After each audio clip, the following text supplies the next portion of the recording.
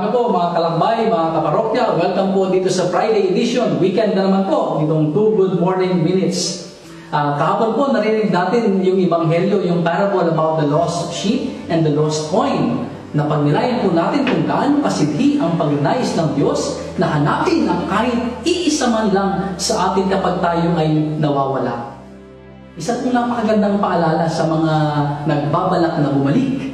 Alam niyo po, nakaka-encourage yung pong Ebanghelyo kahapon na nung natagpuan yung nawalang tupa at yung nawalang coin, yung mga may-ari po nagdiwang sila. Ganun po tayo kapag tayo ay babalik.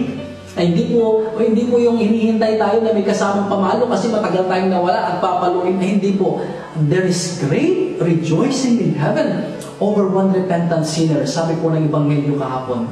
Ngunit, yung Ebanghelyo po natin about the shrewd steward, yung pong mautak, yung wais na katiwala, pinapaalala din po sa atin that as we go back, let us mend the broken bridges, the broken relationships na naging dahilan ng ating paglayo.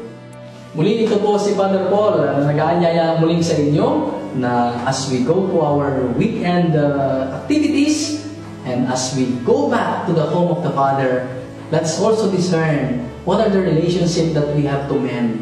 Ano po ba yung mga bahagi ng ating buhay na medyo napabayaan natin? Para bang sa ganon, mas makabuluhan po ang ating pagbabalik sa Panginoon.